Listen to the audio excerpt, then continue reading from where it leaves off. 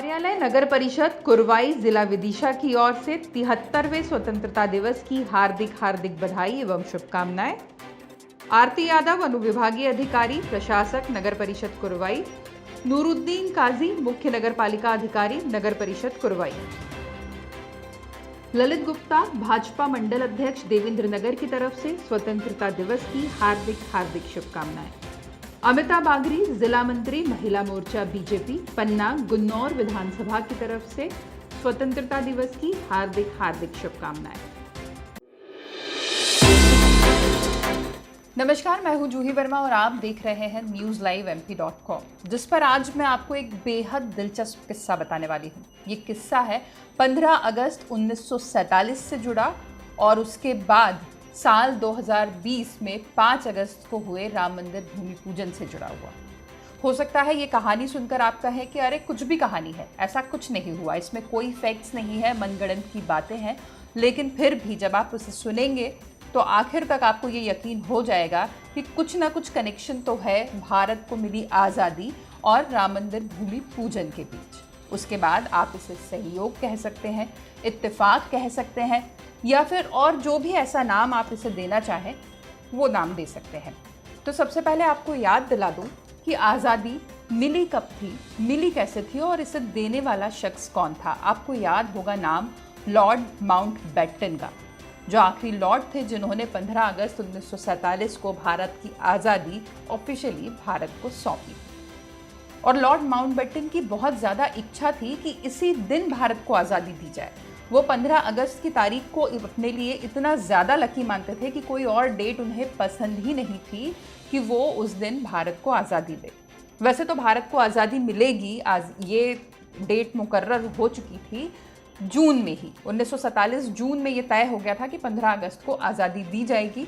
अब पहले ये जान लीजिए कि इस डेट को चुनने का कारण क्या था।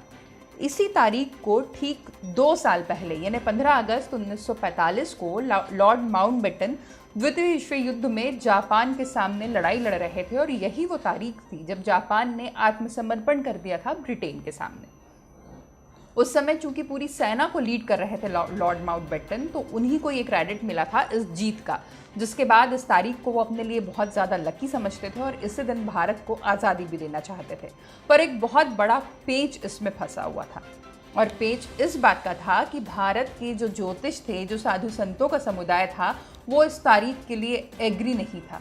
अब एक बार फिर आप थोड़ा सा दिनों को पीछे ले जाइए और राम जन्मभूमि के दिन के भूमि पूजन को याद कीजिए, यानी 5 अगस्त 2020 को याद करिए, जिसके लिए साधु संतों का एक तबका ये कह रहा था कि ये दिन मुफीद नहीं है राम मंदिर के भूमि पूजन के लिए, क्योंकि मुहूर्त जो है वो फेवरेबल नहीं है। इस दिन भूमि पूजन करना अच्छा नहीं होगा, भूमि पूजन करने वाले को भी और जिस जगह का भूमि पूजन भी हो रहा है, दोनों को जीवन में आगे बाधाएं झेलनी पड़ सकती हैं। सेम इसी तरह की कुछ बातें उस वक्त भी हुई जिस वक्त आज़ादी के लिए 15 अगस्त 1947 का दिन मुकर्रर किया गया। उस वक्त भी साधु संत और ज्योतिषियों में बहुत ज़्यादा ही नाराज़गी थी और वो किसी हालत में नहीं चाहते थे कि 15 अगस्त को आज़ादी मिले। उनका ये कहना था कि भारत के भविष्य के लिए ये दिन बिल्कुल अच्छा नहीं है। लेकिन चूंकि लॉर्ड माउंटबेटन इसी दिन अपने लिए एक तारीख लिख चुके थे, एक इतिहास वो कायम कर चुके थे, तो वो इसी दिन को यादगार बनाना चाहते थे और इसी दिन को आज़ादी देना चाहते थे। तो उसके बाद बहुत जोड़ तोड़ हुई, मुहूर्त निकाले गए, पंडितों ज्योतिषियों ने पूरी सलाह की कि क्या किया जा सकता है, कैसे किया जा सकता है, क्योंकि माउंटबेटन किसी भी हालत में अपने बात से फिरने नहीं वाले थे। मजबूरी ज्योतिषियों की थी, तरीका उन्हीं को निकालना था और तरीका निकाला गया। एक ऐसा मुहूर्त निकाला गया जिसमें लॉर्ड माउंटबेटन भी खुश थे और देश का जो साधु संतों का तबका था वो तबका भी खुश था। और संयोग देखिए कि आज़ादी के लिए जो मुहूर्त मिला वो भी अभिजीत मुहूर्त ही था। फिर से याद दिला दूं, 5 अगस्त 2020 में जिस मुहूर्त में भूमि पूजन हुआ वो भूमि पूजन भी अभिजीत मुहूर्त में ही हुआ। फ़र्क सिर्फ इतना है कि उस वक्त सिर्फ 38 सेकंड का भूमि पूजन पीएम मोदी को मिला था और उन्हें उसी सेकंड में शिलान्यास की ईंट को सही जगह पर रखना था और सही तरीके से विधि विधान से पूजा पाठ करनी थी।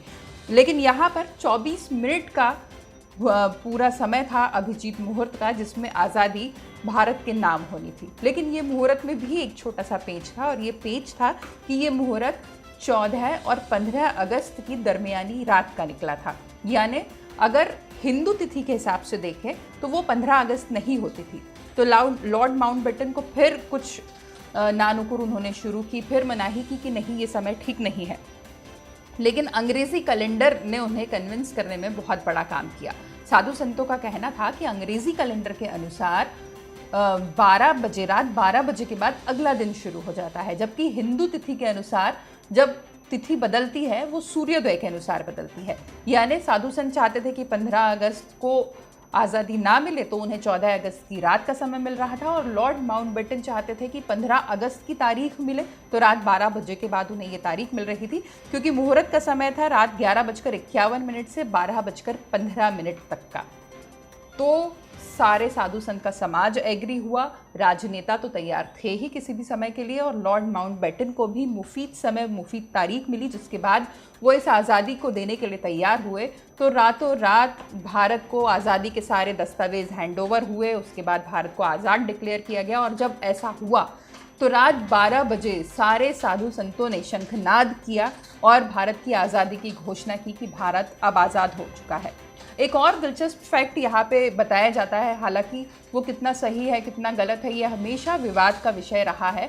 ये भी कहा जाता है कि आज़ादी पहले 15 अगस्त 1948 को मिलनी थी, लेकिन नेहरू जी और जिन्ना जी जिस तरीके से अटके हुए थे कि दोनों को ही प्रधानमंत्री बनना था, और जिन्ना की ये जिद थी कि भले ही विभाजन हो जाए लेकिन वो दूसरे देश जाकर प्रधानमंत्री बनेंगे, और उसके बाद बंटवारा हुआ और जो सांप्रदायिक दंगे हुए उसकी वजह से ये तय किया गया कि ये तारीख प्रीपोन की जाए, ये साल प्रीपोन किया जाए, और 48 की जगह 1947 में भारत को आज़ादी दे दी गई।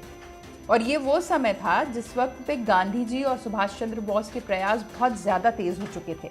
ये कहा जाता है कि जब द्वितीय विश्व युद्ध हुआ तो ब्रिटेन ने जीत तो हासिल की, लेकिन आर्थिक तौर पर बहुत ज़्यादा कमज़ोर हो गया। हालात इतने ख़राब हुए कि वो ब्रिटेन में ही सरकार चलाने के लिए उनके पास सारी आर्थिक सुविधाएं, सारे साजो सामान नहीं थे, इसलिए भी आज़ादी देना अंग्रेज़ों की मजबूरी बन गया था।